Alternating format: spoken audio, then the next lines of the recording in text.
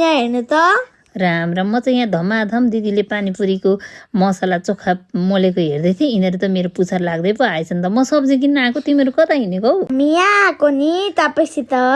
मम्मीको त यिनीहरू त गन्दैले थाहा पाउँछन् कि क्या हो। अनुष्का त स्कुलबाट हेर्नु न ड्रेसै नफेरिकन अन्सितले मम्मी सब्जी किन्न जानुभएको छ भनेछ। पुछार लाग्दै लाग्दै आएछन्। अब यिनीहरूले चटपटे पानीपुरी खाने यहाँको मनपर्छ भन्न थाले है। चटपटे पानीपुरी खाइसकेपछि अनुष्कालाई चाहिँ कति माया गर्नुभएको दिदीले। मैले हात थाप्दा पनि मलाई चाहिँ एउटा सुक्खापुरी, अनुष्कालाई चाहिँ दुईटा सुक्खापुरी उसको फेभरेट हो नि त।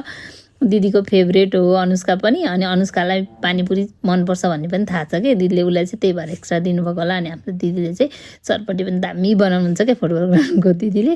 त्यसपछि चाहिँ अनि एकदमै म मिठो चटपटे बनाइदिन्छु है तिमीहरूलाई भन्नु। ल दिदी भनेर भन्यौँ है। हामी चाहिँ धेरै दिनदेखि चाहिँ बाहिरको खानेकुराहरू चटपटेहरू खाएको थिएनौँ नि त।